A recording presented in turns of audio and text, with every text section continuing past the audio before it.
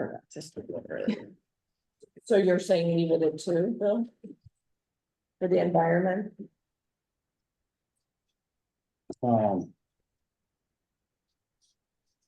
So to Yeah. describe the environmental impact, which would be moderate if you scored it a 3, which means severe natural environmental damage on a community scale.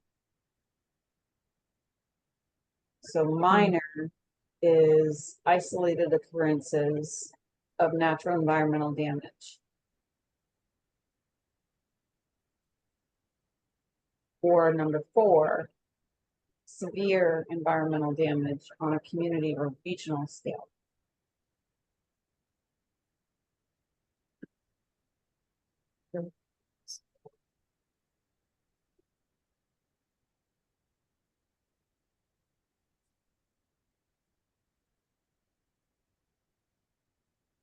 I think you're right, it's problematic in the areas it is, but it's not widespread. Yeah, Yeah.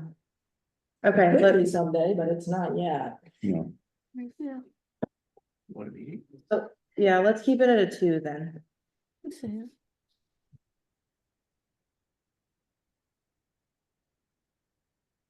Okay, 4th place.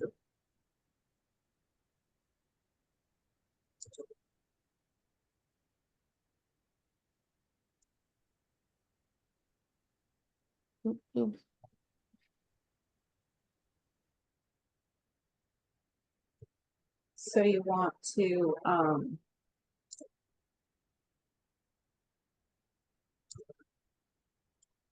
use just these top 4, which is actually 5. Want to get into drought actions.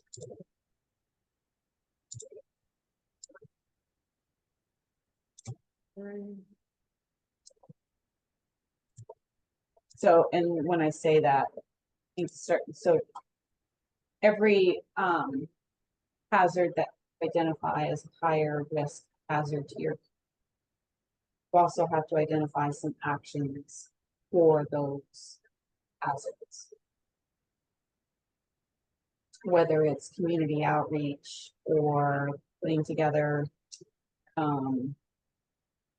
plans on how to mitigate the invasive species. Some towns are together tree plans, which I think also aligns with some new legislation that has been enacted this year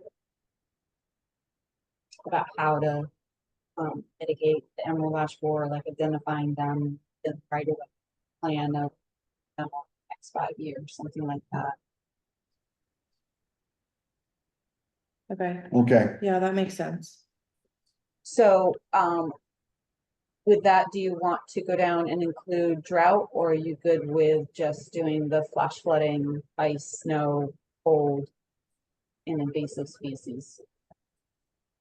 I think let's do those 5 and leave drought off. Okay. Thankfully, it rained today. How Mhm. about you? But it was getting pretty dry here. You're not having any flooding issues, are you? All the water No. that's Not today. Not today. good. It's been downpouring all day long, that's for sure.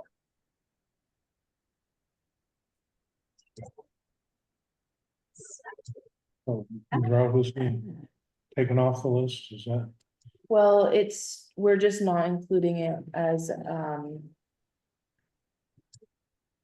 the hazard mitigation plan, we won't be giving like, mitigation action items for how to kind of combat it. Is that right, Bill? that's what I understand, yeah. Okay, Drought actually just, as a point of interest, drought rated below the last plan. That was all ones. But it's interesting that wildfire rated pretty high. Hmm. Structure fire. So I don't know, so I noticed that structure fire is in here. That isn't necessarily rated by FEMA, but I didn't know if the town was interested in keeping that in there as a hazard.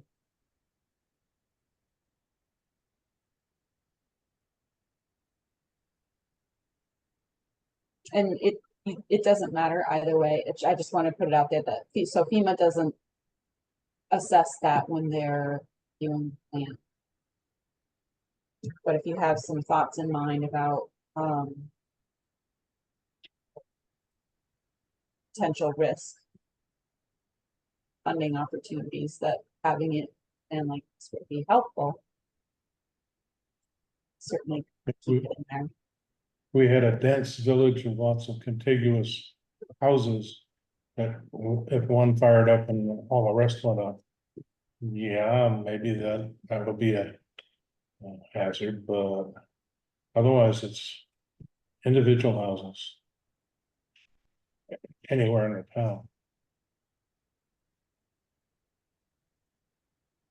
I mean, I don't really have a feeling one way or the other in terms of keeping it on Keeping what, the structure fire. I don't think we need structures on Okay, so just keep it fire, wildfire.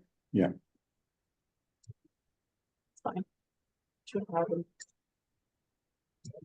Okay. So I'll send this. Rating. Packet. I don't know, I got to stamp it. I have to use a stamp it. So looking at past actions of plans. So that is. I didn't, yeah, it was kind of hefty. I didn't copy it for everybody. I think she's gonna share the screen though. So I know. you want me to make this bigger? Yes, Yeah. please. There we go. Yep, that's better. Okay. So this is from the past plan, the 2019 through 2020. And apologize, I don't believe I sent this out as part of the packet. But one of the items that we need to look at is reviewing the past list of action items and identifying whether or not they were even. And some of these we can send a lot of these are like road construction items that we just forward on. Folks know what the status is. So the first one, can you read this okay? Yeah, Mhm. yep, that's good. Good. So mitigation strategy number 1 was upgrade deteriorated culvert number 1 Chester Road. That's been done. Which one can we put in there now? That was done several years ago. What's a new one we have? Hmm? Do we have another new one we can put in there? Well, I think, well, we can do it either way, but I think we might if go. we, through the list. problem, if the thing is, if we have about 8 culverts, Mm, something like that, all the really bad ones, we have them all up for mitigation. Hopefully, within the next 2 years, maybe next summer, on the infrastructure, on the hazard mitigation plan through the state right now, we can put them on here. Because they still aren't done, but they hopefully will be done. They told us that they have the money to do them, so. But we should probably put them on there. What I'd like to do first is take off all the ones we have taken care of, because there's quite a few of them that we've taken care of. And then we can go over the culverts what we want to replace and rank them, prioritize that, yeah. So I don't know if you heard, but the culvert number 1 on Chester Road, that was replaced a couple years ago, so that's done.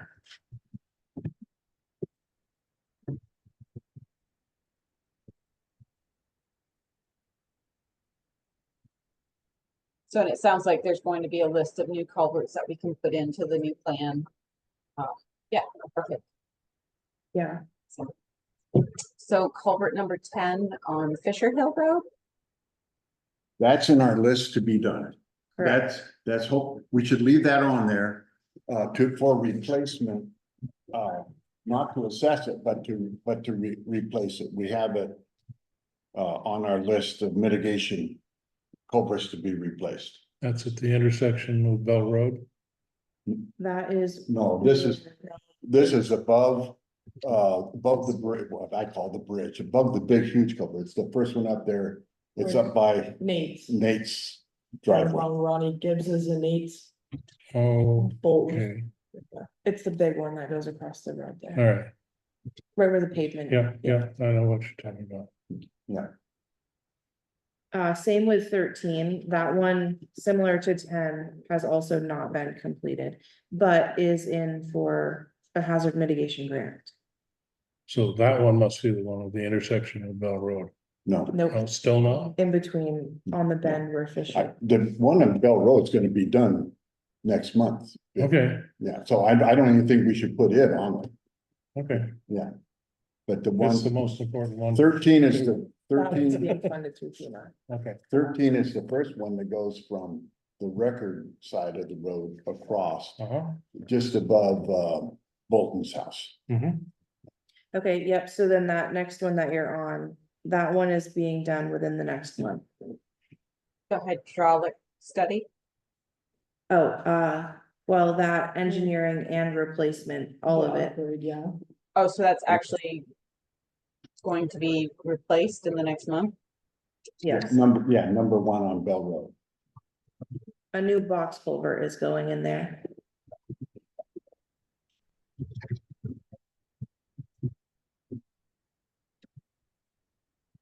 Oh my goodness. Oh, wait. So how is that any different than culvert number 1 on Bell Road? I think that's the same. No, wait a second.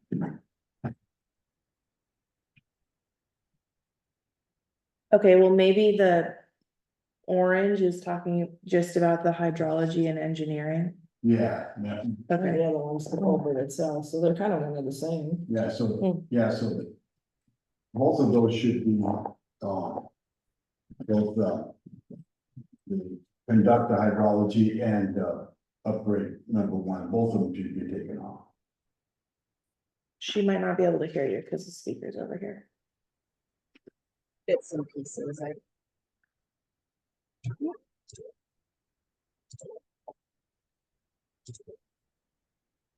So he was just saying that the hydrology, engineering, and the upgrade is all being done. Okay, gotcha. Yeah, I was just gonna, so the yellowish is moderate priority and orange is high priority. Well, technically, you could say that the hydrology study and the engineering is complete as of right now, but then the upgrade of the culvert will be done in a month.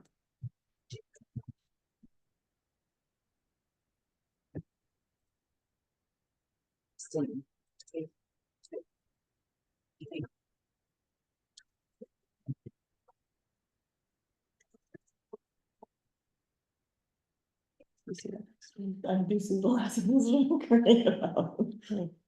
One of the percolator sounds coming over the O. That's from her audio. Oh, Just by audio, are you getting feedback? No, just when you're typing, we Oh. can hear the part. I'm a loud typer. That's okay. So upgrade culvert from Ballfield to Saxton's River on Townsend Road. Oh, we'll skip that. No, yeah, that, Okay, I'll do a little quick summary. We are working with the Wyndham Foundation and the Grafton Improvement Association, both stakeholders in this project. We have an agreement, a draft agreement written, but it's under review by all parties at the moment.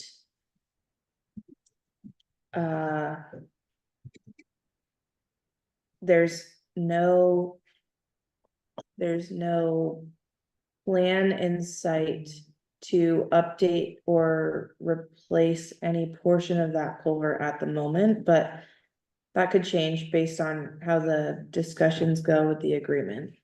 What about the homeowners along that as stakeholders as well? That's what I'm trying to determine. Yeah, Wait, and also that the suggestion was made, and I'd love to see a townwide study of drainage and rainwater runoff before anything is done. That's what I was gonna say is this. That Replace. we should incorporate in this problem, this issue. To have an engineering study of the drainage of the entire village, because. We might be able to eliminate that culvert by putting everything down Pleasant Street or down School Street and Pleasant Street. And get rid of all the stuff in the backyards, because it's all gonna blow up. And that has been talked about. Yeah, so that's, our goal should be to relocate that drainage to under one of the public right of ways. Or perhaps even to consider not dumping all the town's water into the Saxon's River right behind our houses. There isn't any, where else are you gonna put it? We can think about flooding some fields. I know, Brailsford's happy to have their field flooded. So, I mean, I'm not asking to solve the problem. Whether they're part of the study could be Okay. even further open-minded to other solutions. That would be, it would be, so as part of that study, they could study. Not putting it in the river, but redirecting it to somewhere else. Right, all through everywhere, I mean, just generally coming into a more modern era where we think about water, not just being dumped into But riverways. But the problem is, if it's a flooding situation, wherever you put it, it's gonna end up back in the river. That's right, but that's why I just love to see a study of someone who knows Yeah. what they're talking about, which is not Unless we me. build a To big, look at that. a big pond there behind the old sheep barn. Well, slowing it down helps as well. So would you replace the bottom one with more of an engineer study Yes, rather than saying an upgrade culvert, just an Yes. engineer study instead? yeah, for all the drainage in the village. Right, so in other words, remove that, put that in, Yeah. I think that's a and good kind of make idea. that a high priority. With the idea of eliminating that one, moving it or And redirecting. that would be the goal, but Yeah. for now, it would be the engineering would be high priority. Is there any indication at this point that the discharge going into the Saxons River has hazardous components to it, or is it just runoff? According to the study that the ANR did of all our drainage pipes in the village, none of them carry any hazardous materials. Has the highway crew think that is a good report? No, because when they fixed the one by School Street, there's a lot of smell, so. I don't know, but officially from the state, it's all clear. Then they tested every outfall. This was 3 or 4 years ago. We have the report here somewhere. But they didn't dig it up to find out who was draining into it, I'm sure, No, they didn't. No, they just, what came out of it. who was going in the river. So is this chart just for culverts or can anything that is considered, oh, it goes There's further? Oh, Keeps okay, going. So I just have Yeah. one question, Morgan. You had mentioned the Wyndham Foundation and Grafton. Who else was part of the review process? Improvement Association. They own the ball field. Wyndham Foundation at one time owned all those properties. Well, most of the properties that it went through in the backyard, and they thought for aesthetics reasons, it would be a really good idea to take the stream and put it in a pipe. Oh, well, that works okay until the pipe starts to rot and fall away, and that's what's happened. And they sold properties as well. Yeah, and they sold all the properties. They don't own, and, they own one of the no, they don't own any of the properties now. So down to upgrade culvert number 13 on Eastland Street. Oh, yeah, and the other party, the Grafton Improvement Association, owns the ball field, which is the origin of the water that goes through that pipe. That's the main gather, that's where it starts, that's the source.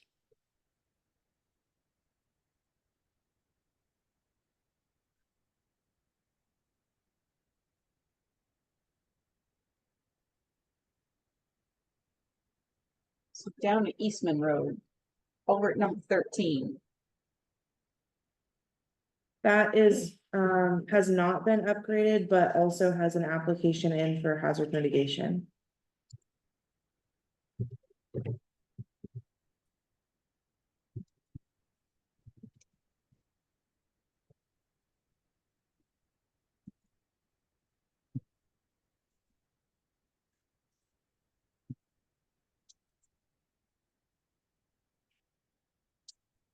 Assess cost, prioritize, and establish a capital plan to upgrade 7 culverts on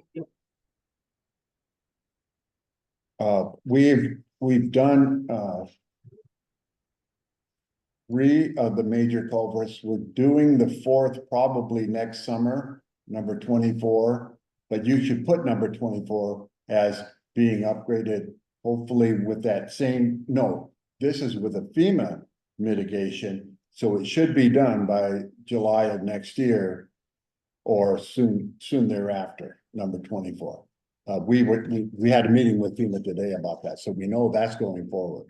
So it'll be done next year or soon as we can get a culvert for it, because the culverts are gonna be hard to get, I'm pretty sure after all these floods, but anyway.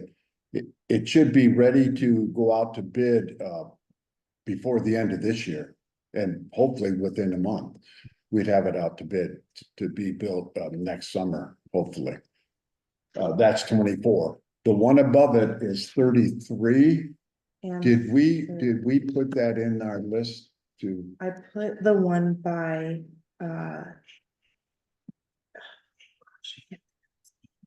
I'll find it.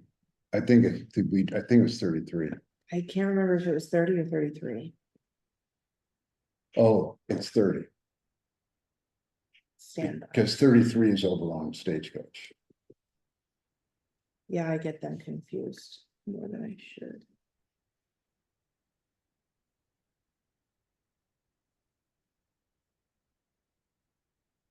33 33 on Hinkley on Brook. Hinkley Brook Okay, has been put for a hazard mitigation grant application.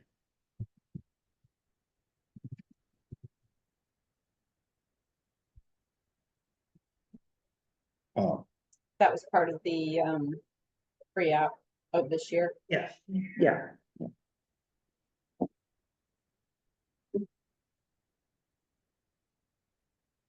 Did you group all of those culverts together or did you submit them separately? I submitted them separately, other than the ones on Hinkley Brook Road I did together. And then there were some on Stagecoach Road that I did together. and Fisher, And Fisher Hill I did together as Yeah. well, yeah. yeah, 10 and 13 on Fisher were put together. 2 and I think I can email you a list of the ones that I put out. For pre-applications, if that's easier. Well, I was just thinking, because I know in talking with Stephanie Smith, we were having a conversation about all the applications, and I don't know if out to BEM, especially if they're along a corridor, say these are actually part of a corridor and it would benefit to do them together, and this is why. Because they're looking at more things bigger, like improving corridors, not just like a one-off. Yeah, I think I misspoke, because I did reach out to somebody at VEM and that's exactly what they said. So I think I did Hinkley Brook and Fisher Hill, but Stagecoach Road, they were on 2 separate waterways, so I did them separately. okay, Yeah. I think I can, This is, and round is gonna be we're competitive. Yeah. Okay. And if it would be my opinion, and I don't know if everybody agrees with me, that those culverts that we have identified, that we've talked about already, that she will send you a list of, should be the next ones in line on this list. Because our biggest damage is from those. I'd like to have the one going from the ball field through town above them, you know, for a project in the future, because we really gotta find an engineering study on that. But then all the rest of those culverts that she sent you listed would follow that one. And hopefully they'll be done in the next couple of years. I don't know what the plan is, how soon that funding is supposed to come out on all those culverts, on that mitigation. It's gonna- I haven't, yeah, sorry, I haven't been given any update. Do you know anything? All I know is, so they said somewhere between 80 and 90 million dollars would be available. There was over $345 million submitted. Well, they changed that to 130 million, I think. That's Did what I they? heard. Yeah, Cause there's some, I know I submitted some projects for a town that didn't even have a dollar amount on it yet, just because it needed to. I couldn't even think about the dollar amount it's gonna be. So, in any case, those would be the next ones on the list, and and with the hope that we can get them all funded through that program. so you mentioned 24 and 33. What about the other 5 culverts? 3 of those have already been upsized, right? Is that what you said? On Hinckley Hinckley Brook, of the 7, 3 of them, and 3, there's any others, once you get past 30, if that's the right number, 30, once you get past 30, even when it floods a lot, it doesn't do much damage to the road above 30. It's mainly below 30, and especially from 24 downhill all the way down to Patrick Cooperman's house. So anyway, Yeah. and all those culverts from 17 down, so from 600 Hinckley, 689, I guess it is, 609 Hinckley Brook Road, so 6/10 of a mile up the road, all of that, all the way down to the river are all large box culverts, or will be from 24 all the way down, as soon as we get 24 done. And so we don't, they've all been done on Hinckley Brook.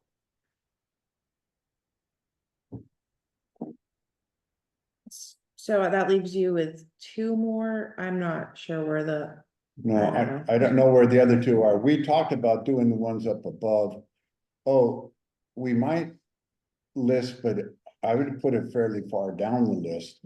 The one at the very top where it goes under the road, where the beaver deceiver goes under the road, at the very, very top on the other side. If you have a map, it's the other side of Michelle's house. so there's Michelle, I think. Yeah, okay, yeah, so go in, it'd be right. Keep going, This one. yeah, that So culvert number 43. 43.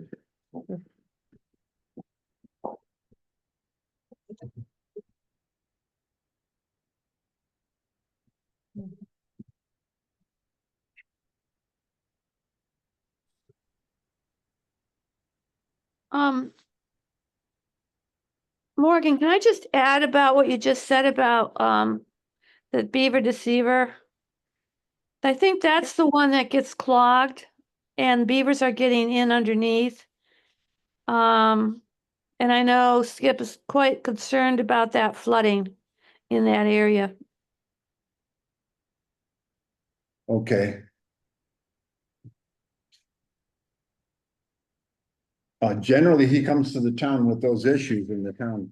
He Then- has, and Colby has said he could do it, but it's quite a lot of work to dig it out by hand. it has to be done by hand, but the beavers are getting in somewhere underneath the beaver receiver. He's worked on it all summer. Well, Colby shouldn't be doing that. Have Skip do it. I think that's a discussion between the Another select board. discussion, Phil. Yeah, we need to have the discussion with the select board, yes. Okay, thanks for that information.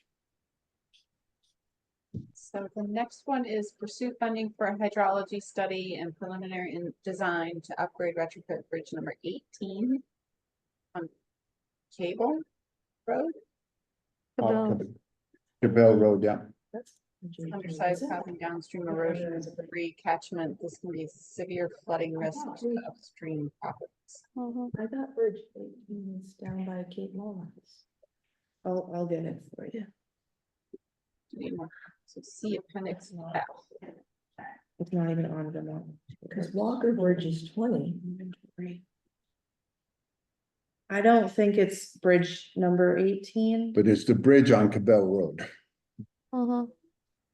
but let me find. That's what I was thinking at too. 18, I think, is Cape Molas. What they call, Hold on, I'll get and then the, 19 would be Sessler Bridge, and Walker Bridge is 20. I think it's The- like bridge number 8 or something like that. Yeah. It could have been a typo. But the numbers don't all go together. They don't, but I believe hers is 18, Yeah. because she's been doing some research on it. I know Walker's 20. Where is this one? Yep, you're right. Bridge 18 is actually on Route 121 East. So I think it was,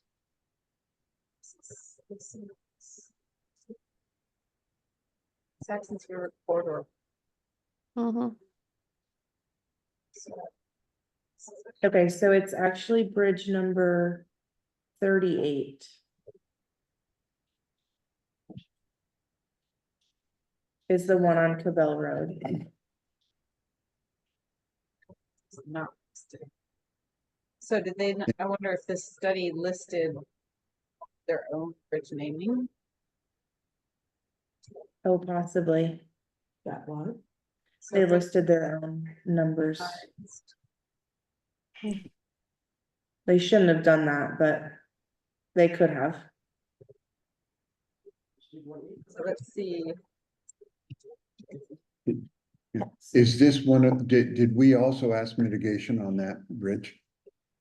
I believe In so, your but I list. don't think I put a price for it because I don't have an estimate. Yeah, we don't have an estimate, but it'll be on that list. I think that she will send you that Cabell Bridge. And it's in the mitigation, but we don't have an estimated cost. Going by the coordinates.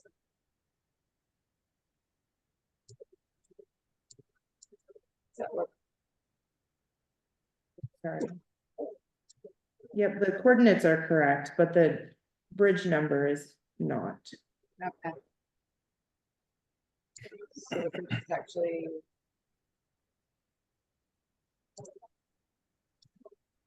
Bridge number 38. Yeah,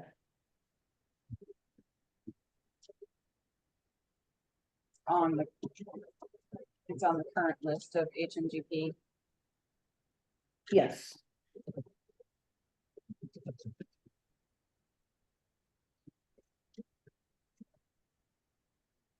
Yeah,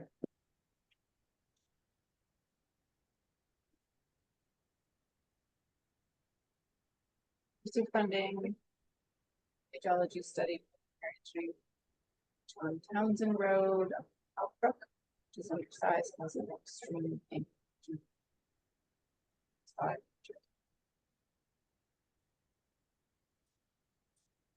do you know what happened for the Howbrook Bridge on Hinkley Brook? On Townsend Road? Townsend Road. Yeah. They're all just.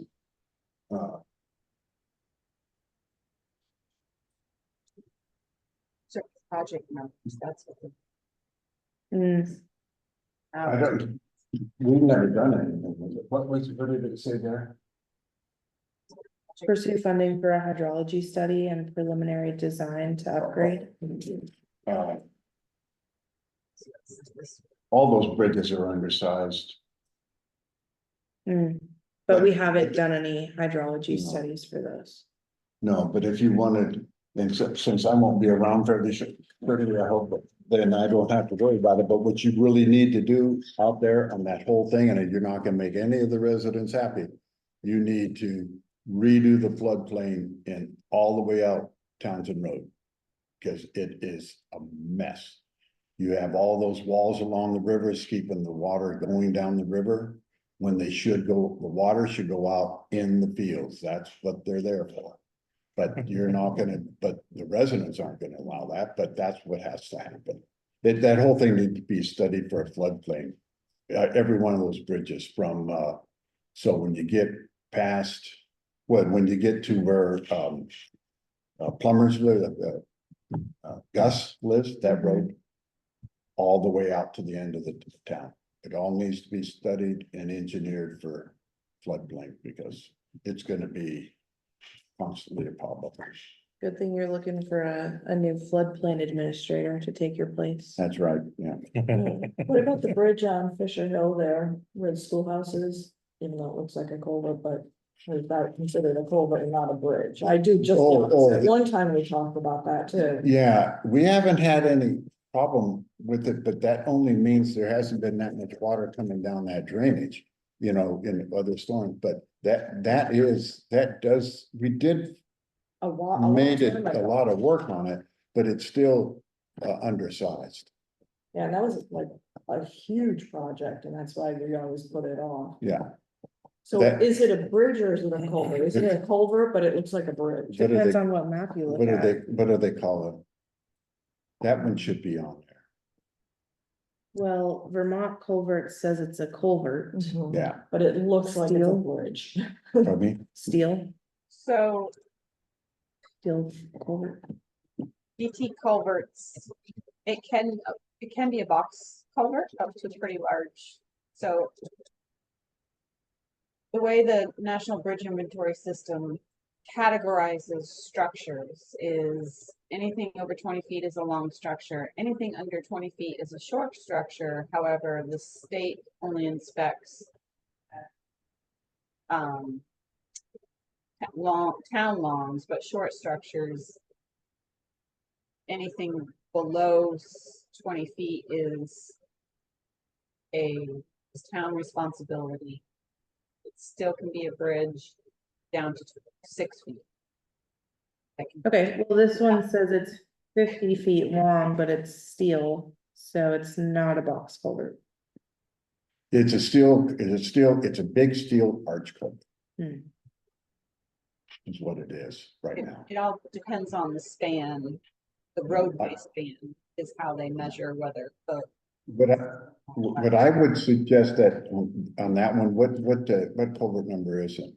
5. Culvert number 5, what I would suggest is we put it at the bottom of the list of priorities, because it hasn't been a problem. But it could be, and it hasn't been a problem since it was made bigger, Mhm. so. When I forget when that happened. Quite a while ago. That's What about number 5. It's culvert number 5 on Fisher Hill Road. It should be one of their priorities to fix, but not very high up the priority list. And there's more, Yeah, it has benefit of wetlands up near Ken Armstrong, so buffers the runoff pretty well. That's probably why we haven't had a problem with it. Cause after it comes under Chester Road, it's a sluice way. Yeah. Virtually. Coming down through there. So having a big swamp up there helps.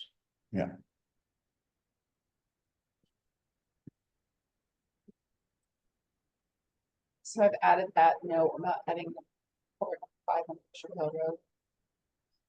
Okay, So the next one is include a review of the hazard mitigation plan capital budgeting process and incorporate projects from this plan. So it sounds like some of them have been incorporated. Is that a correct statement? Yeah, I would say that's something that we do yearly. Incorporate as many projects as the budget allows. Incorporate projects and prioritize because they're in.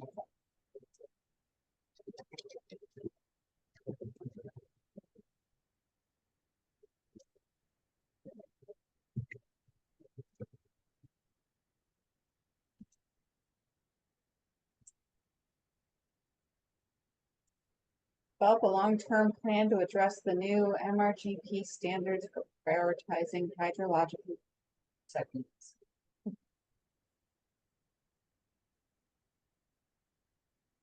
I'm not sure about a long-term plan.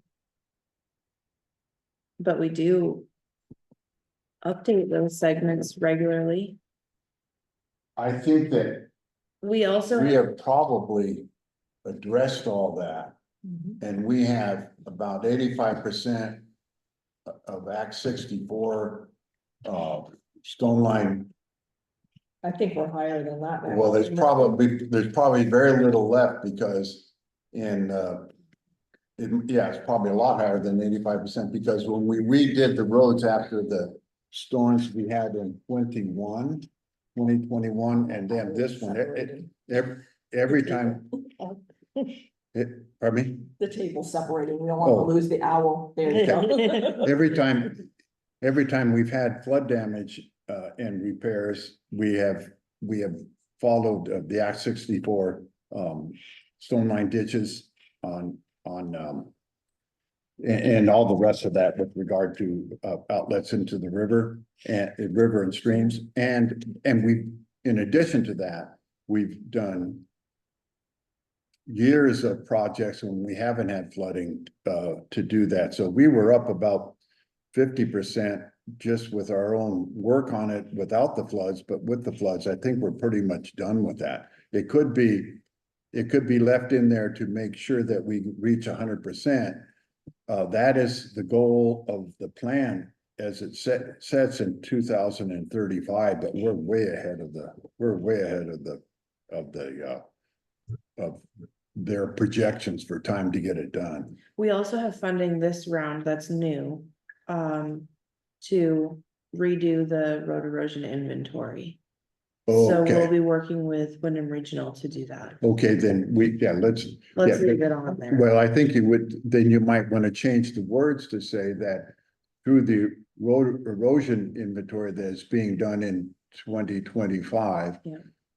That we make sure that we have met all the requirements of Act 64.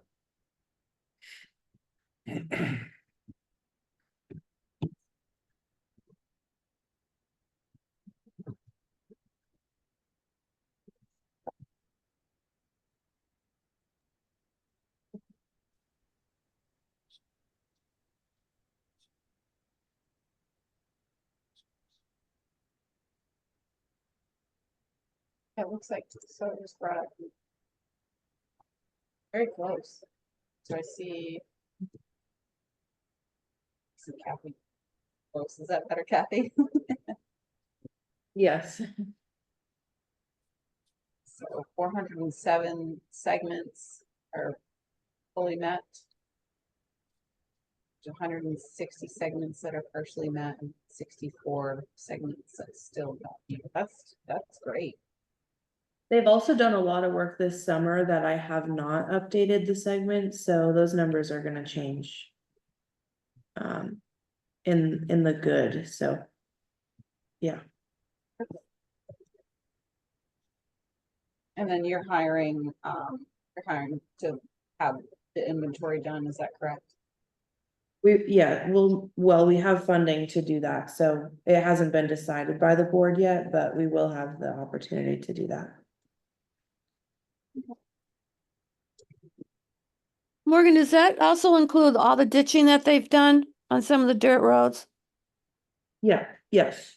Okay, So all that grant work on Stagecoach Road and Mhm. Anderson Road. And they'll be doing Hull Ranch Road next year. That's all part of Act 64 with MRGP. Would that also include, because I mentioned earlier about the beaver maintenance and natural, keeping the natural habitat with the runoff, and creating fire ponds, could this be in this plan to mitigate? I don't think so, right? Was it in the plan? Was it in the plan Is that or your question? Well, I can don't- it be in the plan? It should, yeah, I would like to see Yeah, I do I'd too. like to see the beaver deceiver work being in the plan to make sure that it's kept up. I don't know how to make the wording, but it bothers me that some people think that it isn't a big deal when, Mhm. I think it's a big deal, they just feel that with 4 people, we can handle it. They still find there's a problem, they don't think it's not a big deal. okay, we need to have a discussion later about who should handle it, because the problem is, we have a person, well, let me just say it, he charges $40,000 or $50,000 for work in the state of New York, where he charges us $1,500 a year, and he does all that same work here. He doesn't charge us 40 or 50,000, and he knows how to do it. Well, he trained these guys though, they took his classes. Okay, if he's training him, as long as he's involved in it, yeah, Yeah. that's all Yeah. that's all I worry about. They used his training. Yeah, okay, then that's fine, and I didn't understand that. But I do question the training that the highway crew has gotten. And I don't want to get into it, but, we need to discuss it further to have it part of this plan. To incorporate it in this plan. Hmm. I think it's fair to have just beaver maintenance be part of this, or beaver deceiver maintenance. Mhm. Beaver deceiver maintenance and whoever actually does the physical work, that's fine, but as long as As long as it's beaver listed. deceiver is Mhm. kept in there, yeah, because. Or beaver maintenance. Because for instance, what the state has done up at the top of Turner Hill is a disaster. And they have beaver deceivers up there that don't work. Yep. It's just a disaster up there. You can't even, you can't even turn around up there. Because they're not maintained. But they're not, I don't know what I don't know, probably not. And it's all gonna come flying down that hill one of these Yep. days. Yeah. Kathy, are you talking about training in general for the highway crew? Skip has offered that, and the state does give a preliminary training to the state workers, but it's not a complete training. That's according to Skip. And Skip has offered highway crews, not just Grafton, but in the surrounding areas, to train them in how to, maintain the beaver receivers and how to do the maintenance of them. You cannot do them with heavy equipment because you wreck the whole process. You really have to do it by hand. I'm referring to training in general. Yep. And it all probably relates to hazard mitigation. Training such as, a game of logging to know how to safely remove hazard trees in the wake of the storm. Training in how to build roads so they don't wash out and maintain drainage during high water events. So training in general, is that what you're driving at as far as expanding and documenting what training our highway crew should have? Well, I think that's important. I think that's vital. I wanted to add the maintenance of the beavers, in their natural habitat, to keep that natural habitat intact. Sure. And I would, creating ponds and creating fire ponds. Yeah. That would diverse some of that water, so it's not going down a hill or going down a road. Yeah, I would like to see, personally, for me, I'd like to see that we keep the beaver deceiver. That, all that, and any language about that separate from training about how to do the roads. The guys have always, V-Trans kind of controls that, and they've always taken that other training, so. I'm not worried so much about that. We could mention it in the list, you know, be sure that they are keeping up with the Act 64 requirements and the training on that. But I want the beaver deceiver things. I would like the beaver deceiver training be a separate item.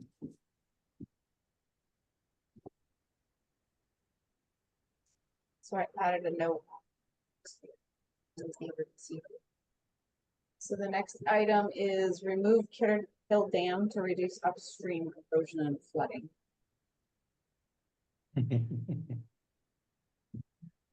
Kidder Hill Dam to reduce upstream erosion. I thought and that's flow. already been removed.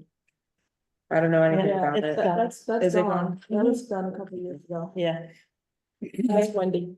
That has Yeah. been done yeah, as of a couple years ago. we miss it, it's gone, it's gone, Okay, But when did that happen? Oh, the, yeah, 3 years ago. yeah. the berms that Bill mentioned a few minutes ago still exist.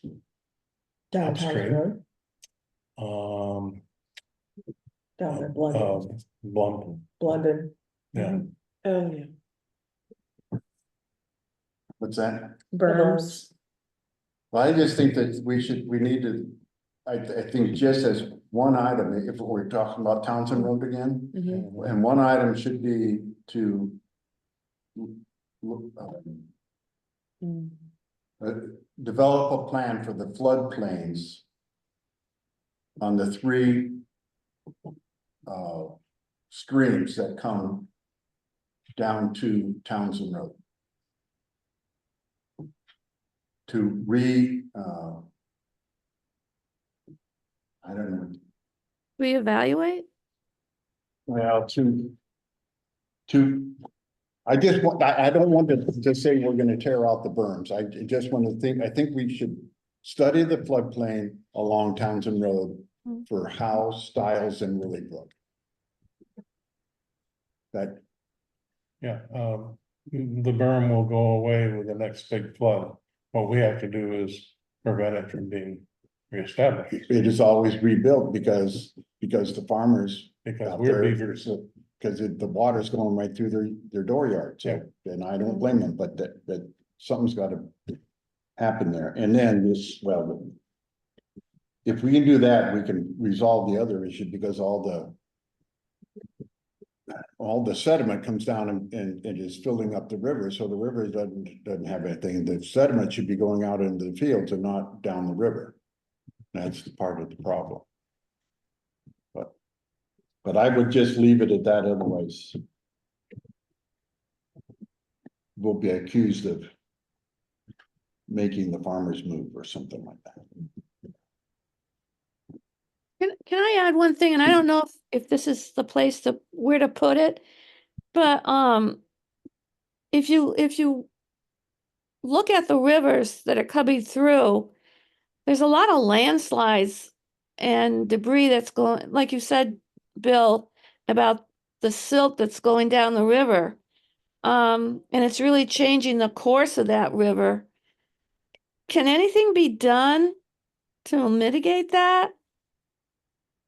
If the individual landowners want to do something, but there's no funding for it that I'm aware of, if that's what you're asking.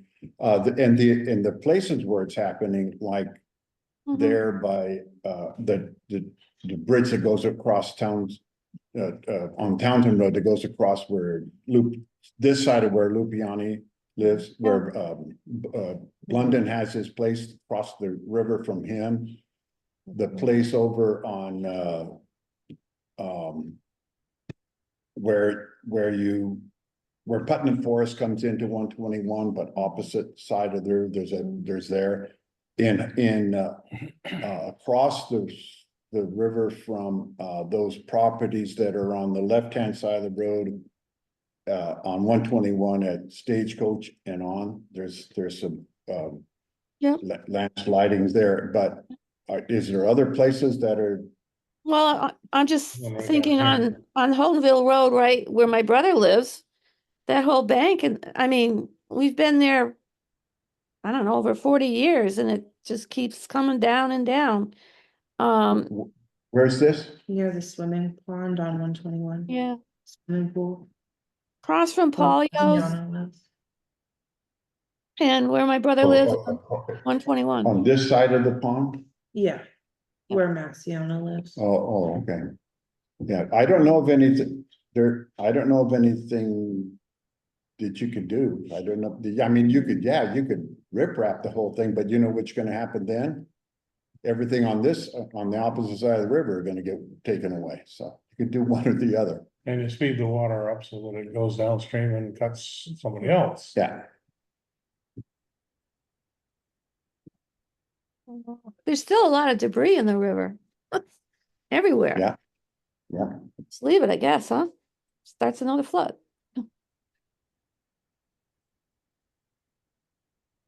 Are you talking about woody debris? Yeah, a lot of Trees- wood. There is some Trees and material. stuff like that, if you're talking about that, the A&R doesn't want you to do much with it. Yeah, I know, you have to save the fish, I guess. Frustrating.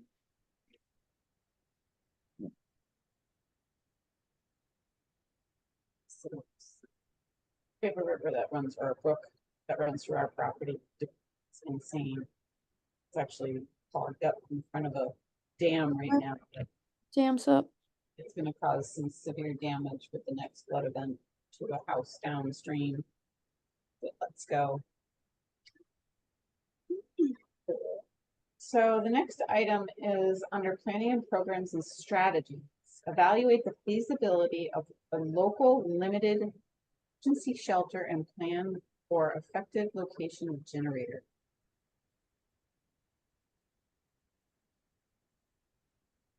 Hmm. Sounds like a lot of words. Says the-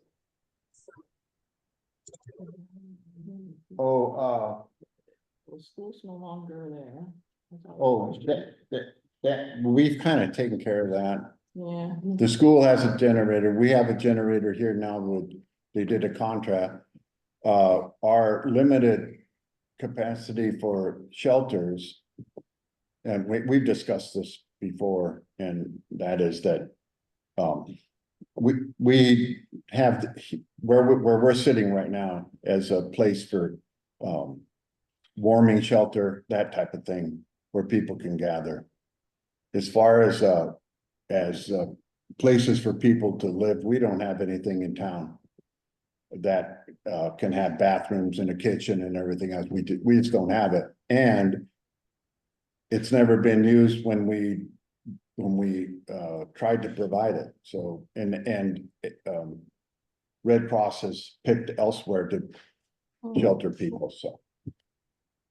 And the Wyndham Foundation has been graciously opening of some of their rooms for people that are Homestead. displaced. Yeah, so the LHMP lists the elementary school and the town hall, but it also makes the comment. Based on experience, Grafton residents will not go to the shelter. However, warming shelter, place to gather, 8 a.m. 4 p.m. is otherwise noted.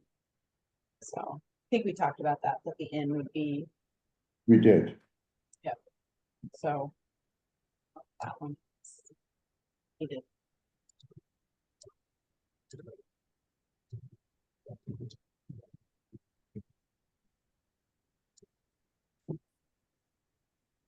View and update continuity plans for government and operations.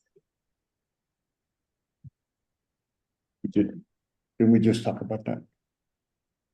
The coop, What does that mean? On that? or Sorry. continuity of operations. That's the coop, that's the coop. Yes, the coop. So you probably implemented it possibly during COVID when everybody was sent home to work, maybe. How Earlier than does that. the government continue? Yeah, no, good.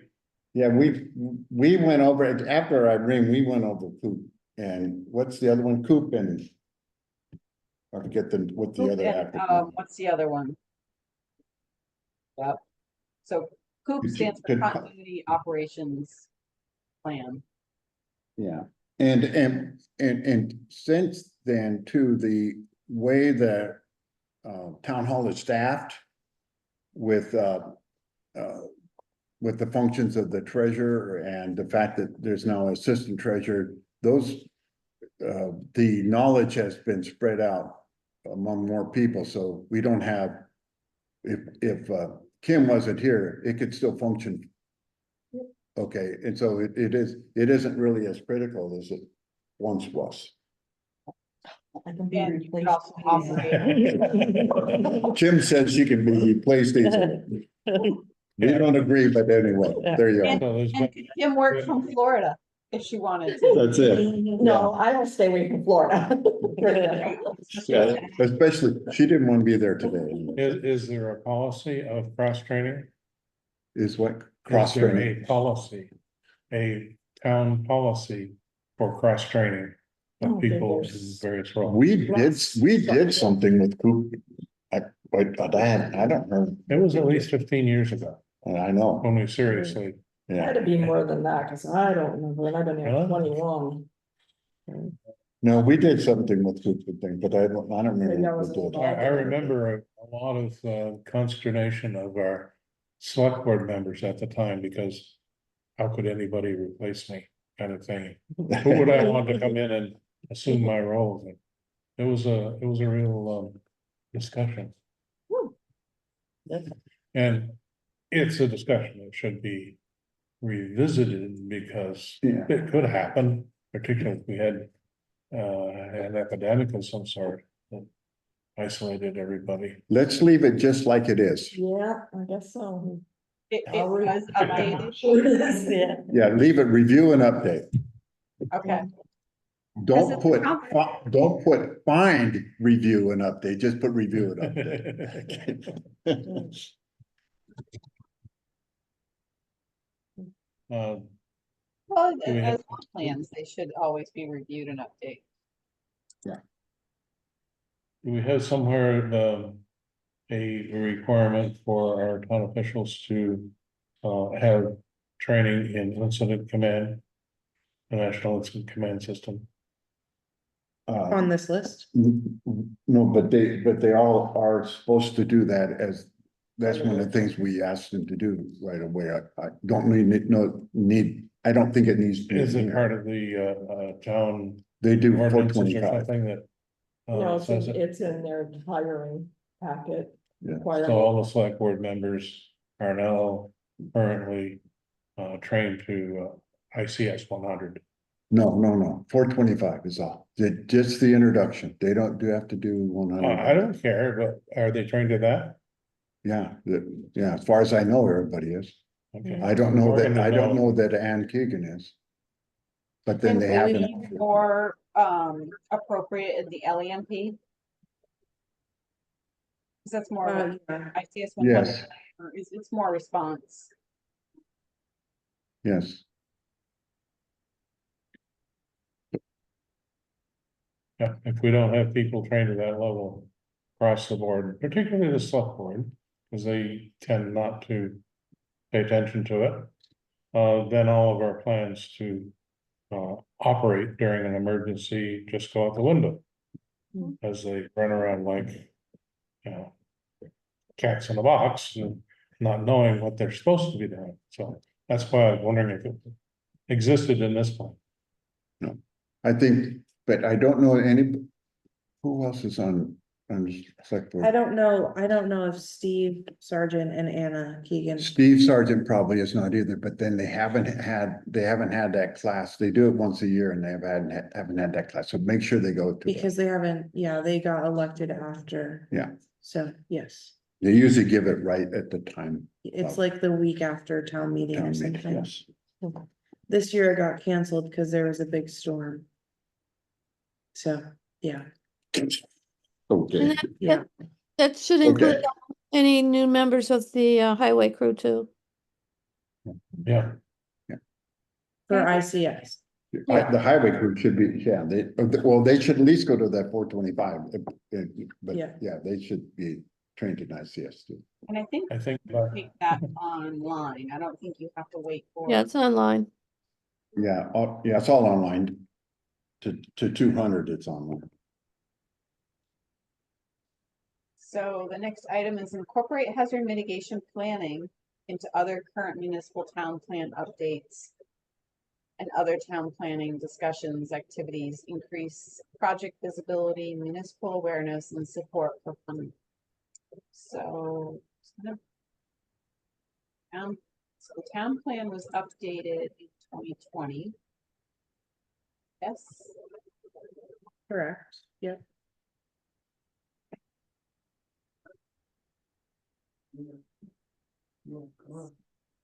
It was, it's next update is either 2026 or 27. 28. 28, okay, 28, okay.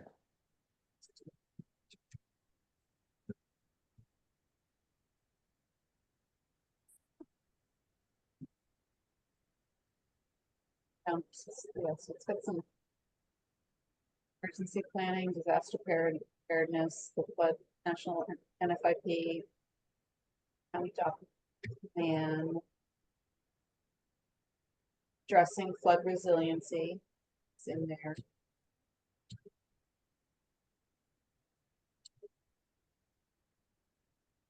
Developing some mitigation plan, scheduled basis, that's good. And strategies, yep, perfect.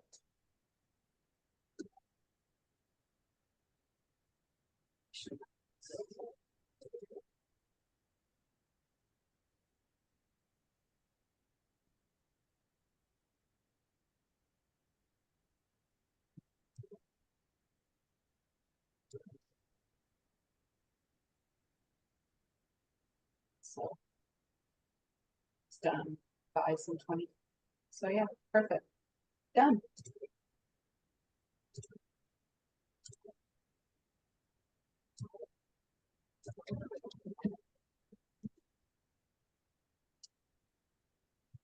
Did we already pass the one about capital budget?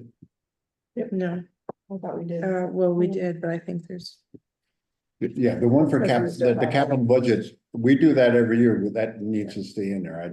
Yeah, I think it's up there and that's what we said. Yeah, okay, I think we did it already, okay. Oh, it was in the yellow, wasn't it, up there? Corporate projects and prioritize because the plan has the budget house. It's thought about.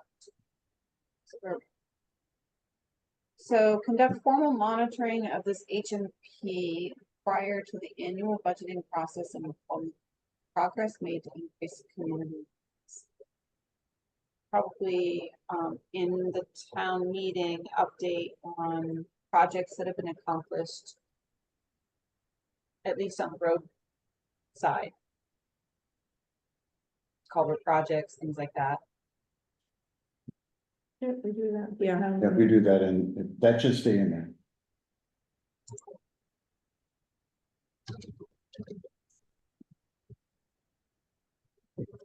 Probably town meeting day, town report.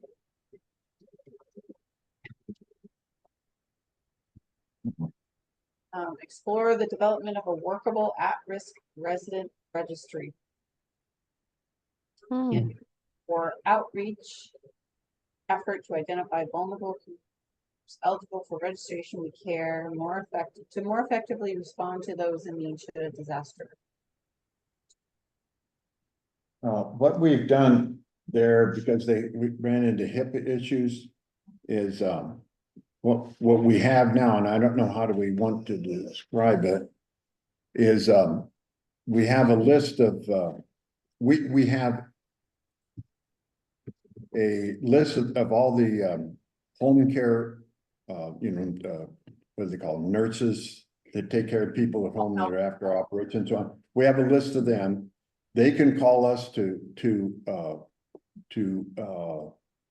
check on people, or we can call them to see, if they would check and see if that person is okay out on that road that was, you know, had a lot of flooding or whatever the issue is. So, because they keep their list current. We tried to do something through rescue, but you run into all sorts of HIPAA issues, so we decided the best way to do it is let the visiting nurses, there's 5 of them, let them do their work, but communicate with us if they need us to check on somebody, or if we want to check on them, we can call them and ask them about persons on the road. That's how we do it. So it's like an informal mutual aid sort of Yes, thing. yeah. Perfect. Sounds great. And we should, and that should be kept up.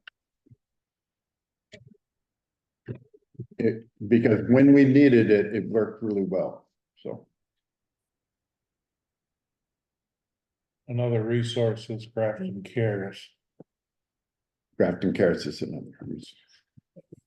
Rescue found that not only was it an issue with HIPAA requirements, but seeing how the list changed so frequently, you didn't really know whether somebody was current or not in your list, so it was almost obsolete from day one. Do you think it,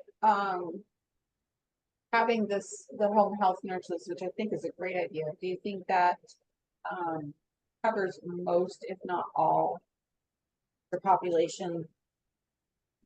Like, I'm just thinking of my 92-year-old father, he has oxygen at his house, but he does not have visiting nurses. What I think if between the visiting nurses that the association with them and Grafton Cares, I think you cover about everybody. I don't know that you would cover everybody, but you would cover just about everybody.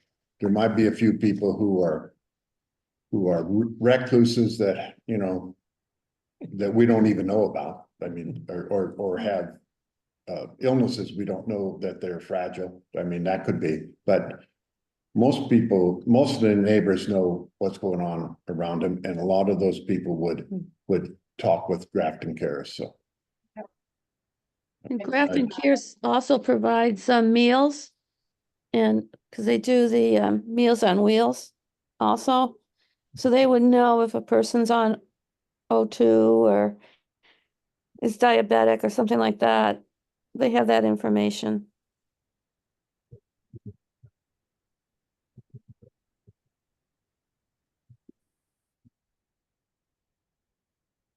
Do you have mail service in Grafton, like the postal service delivers mail to homes, or do you have to go to a post office to get mail? We have a mail service and a post office. Because I think it's ripped and talked about If- they said if people don't pick up their mail for a while, then we kind of know. Yeah. Mm. You might need to check them, because they don't have the service.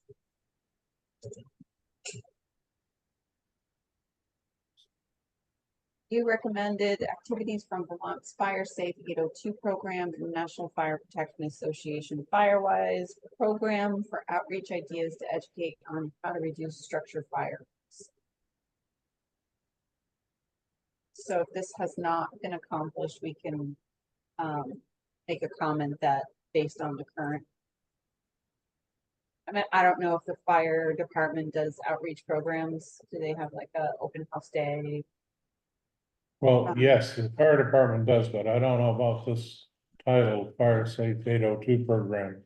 We don't have our fire chief on board here, but the fire department does conduct, basically, familiarization visits to the Grafton Elementary School at least once a year. So the kids have a chance to see what firefighters look like in interior firefighting gear, and talk about fire safety. So that is an outreach that our fire department does do every year at least.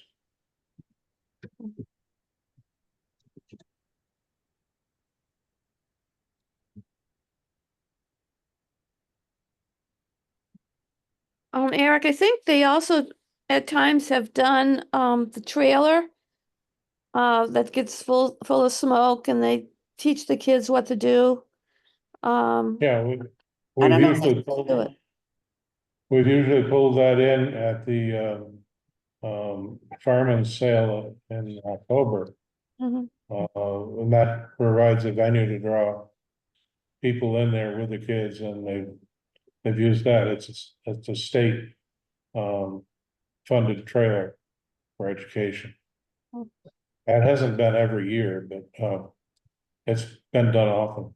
Yeah, and the rescue does offer CPR to folks, so they could combine that with some fire safety too. For the public.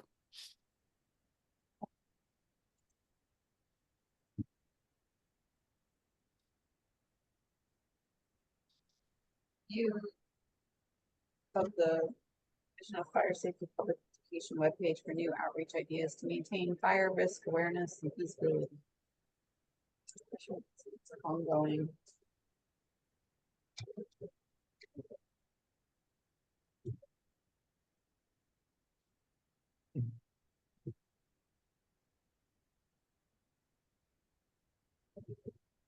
Enhance current seasonal fire safety awareness programs for residents, landowners, rental properties on fire hazards to increase fire awareness during most vulnerable seasonal periods, winter and early spring. Well, we've had the benefit of one member of the fire department who writes extensively into our local newspaper, the Grafton News. Usually has a column that incorporates much of this fire awareness information. However, this year he has moved out of town, so we need to have somebody pick up where he left off and do the same sort of thing. Because that really does present the public with information on a timely basis, just keeps it in front of their eyes. They also put on little messages on Facebook too, like the fire danger, you know, how they rank that. So they do put messages on Facebook if people have an account, Facebook.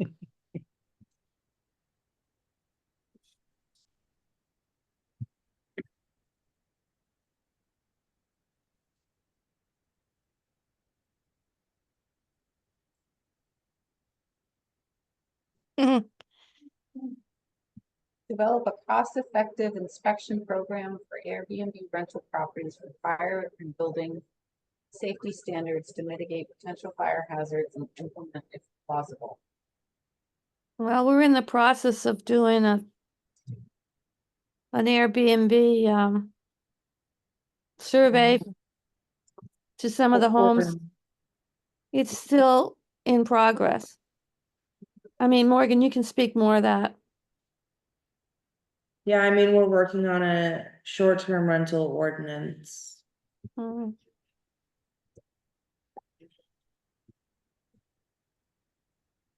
In the meanwhile, that function is only carried out by the state fire marshal. Yeah, and we have one for the state. Right. Aren't there certain requirements? You put your property up on Airbnb or VRBO? Certain standards I would have, or at least list whether or not there's a smoke detector or. There is, there's a, Department of Fire.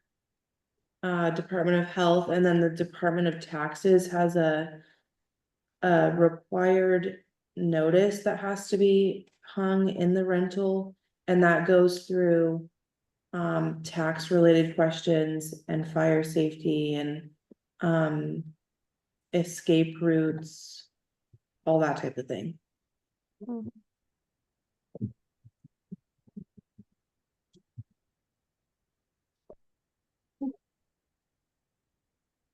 I don't know if that's being, enforced on any level in the state. But it is a requirement, I guess, to have it at least posted in the rental.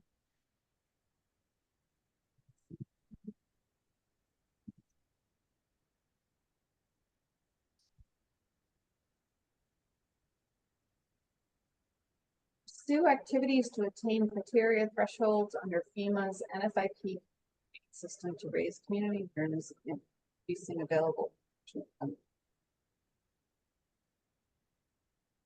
Hmm.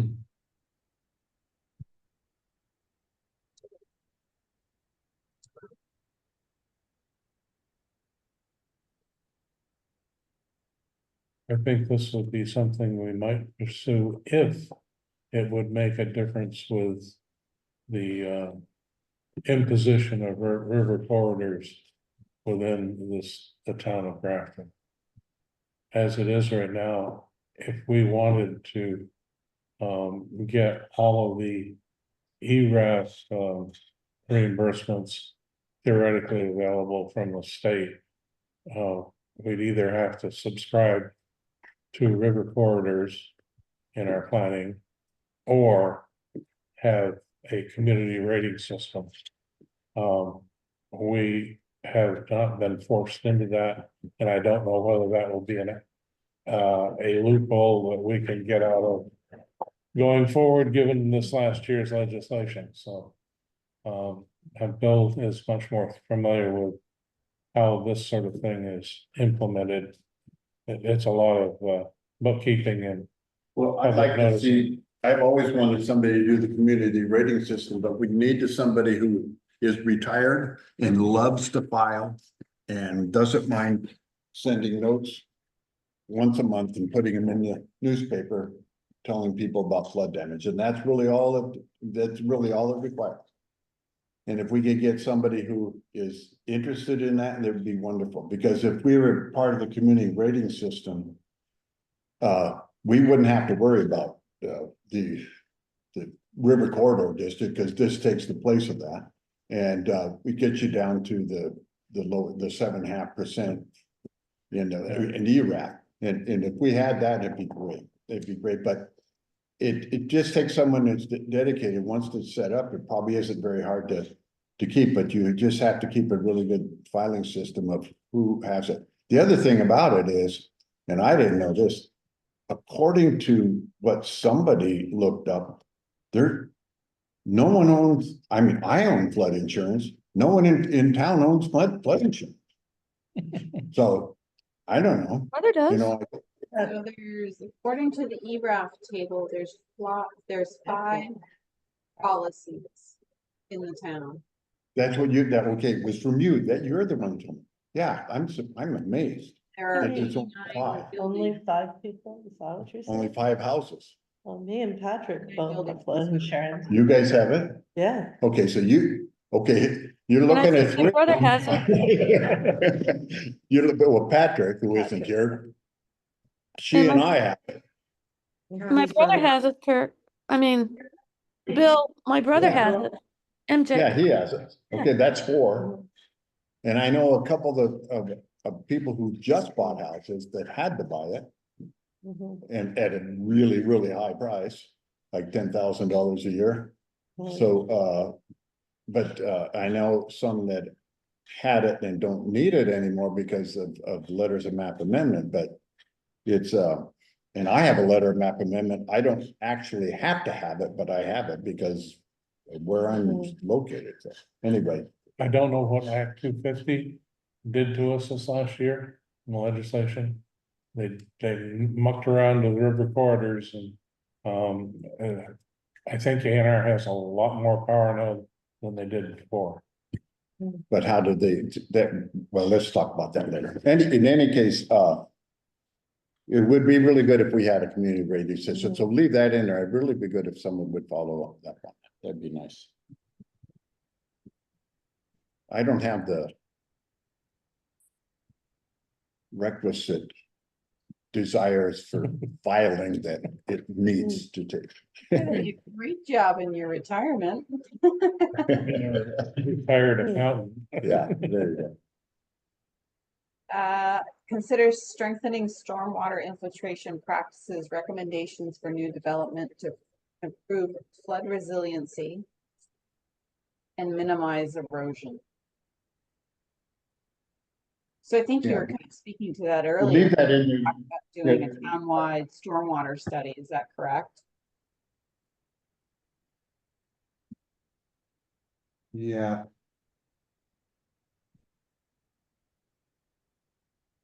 We have some of that in our town plan.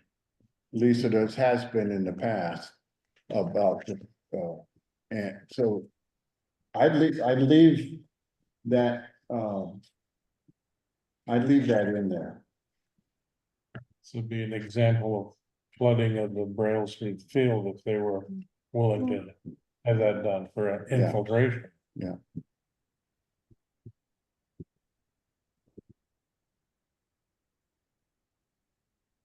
Could live in my yard if you keep it out of my septic leaching field. Floods anyway.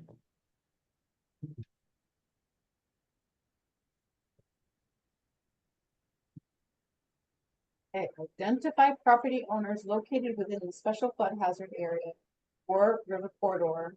Develop an outreach strategy to educate them on the flood and erosion risks, mitigation ideas, and local bylaws, and the NFIP. Yeah, I think just leave that there. Who's doing that? Who's doing that stuff?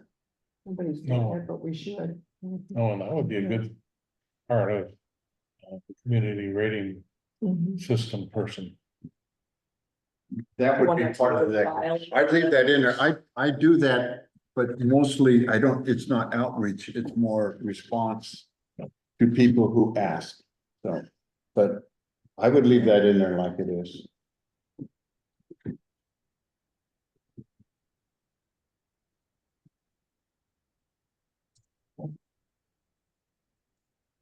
Expand outreach to residents and developers on the state standard building codes and safety regulations for fire prevention.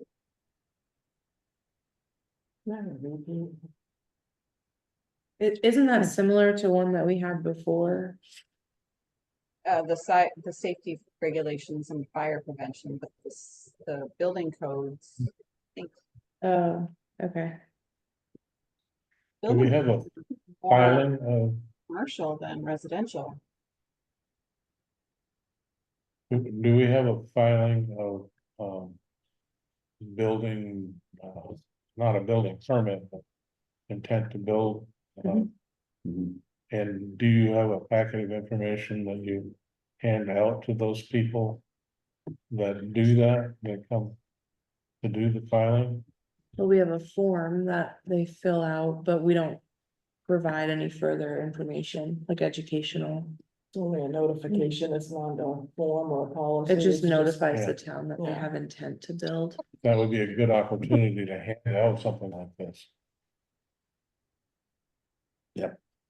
The good contractors will do it, but no one is, you can build a teepee. And if it's a single family owner occupied house, you can build anything, and I don't know what. You know, I wonder if there's like handouts from the state of Vermont with building codes and like if they already have, Division Fire Safety should have them, yeah. cause then that would be very easy for us to implement. Yeah, and there are, energy efficiency building code as well. Hmm. But no teeth. Yeah. It does nothing if nobody reads it, so. That's- So do you want to just leave that in there? Just, okay, I would say leave it in there. and then you get from the Division of Fire Safety, Okay, okay, got it. got it.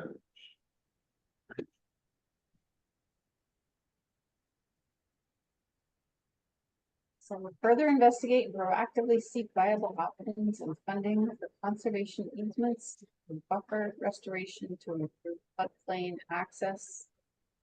Particularly in the Willie Stiles Brook area west of Townsend Road, riprap, berming have reduced floodplain access west. We were talking about this earlier, weren't we? Yeah. Yeah, See above? Yeah, Yeah, that, okay, that is, Well, That is- actually, no, that- you that- mentioned that that this is- is what needs to be done. yeah, that's what, Yeah.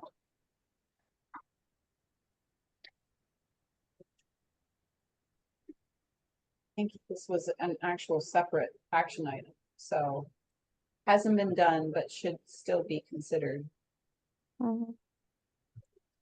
as a project. Further investigate and prioritize long-term stream corridor protection in areas identified in RCP.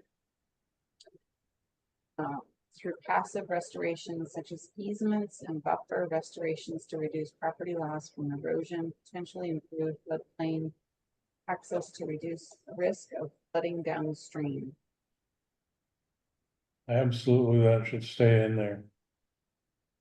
And I think that further that the municipality should be funding the purchase of those easements. Both for the flooding and for establishment of wildlife corridors. Mm. but we've done, after Irene, we did a significant amount, well, we did 4 properties, but the properties were really important for floodplain, or for safety. And, we did them after we had inquiries, and we inquired of people after the recent floods, but we haven't had anybody wanting to take advantage or put up with, being bought out for a floodplain. We haven't had anybody want to do that.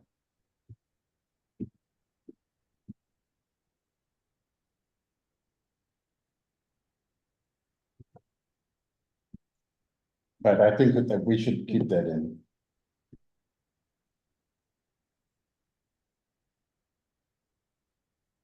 Do that.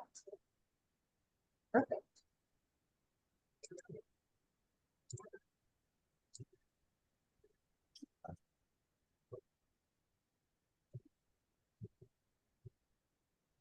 Cool. So it's 5:45. Next section probably takes at least half an hour to 45 minutes. So do we want to pick that section? It's identifying capabilities and vulnerabilities within the town, such as plans and policies, administration. I don't know if we want to hammer that out now or.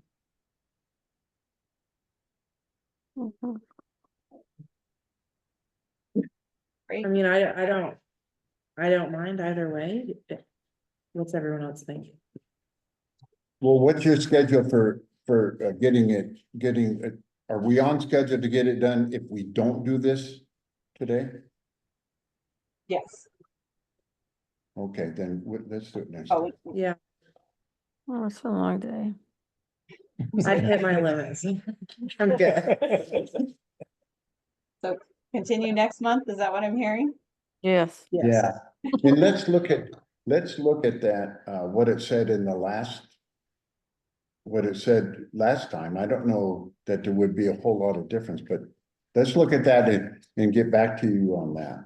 Okay. Okay, You can look Okay. for it in the plan and send it out, and I'll send out the snippet of like the template that we typically use. okay. So looking into October, we pushed it out a week, and Morgan, thank you so much for doing that. Last week was trying to get the 3 plans submitted was fun. Mm. Yeah. Yeah, no problem. So we can either do the 17th. or the 24th?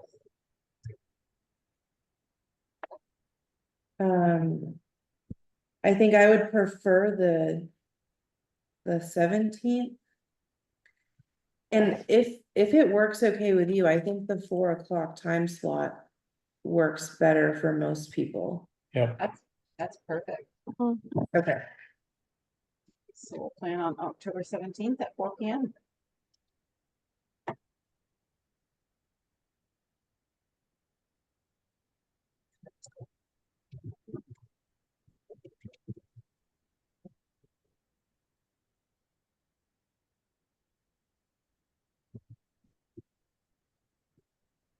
All right. Okay, Thank you thank so you much, very everybody. much. Yes, thank you. Have a good evening. You too. Bye, thank you. Oh, Stephanie, could you just end the recording for me?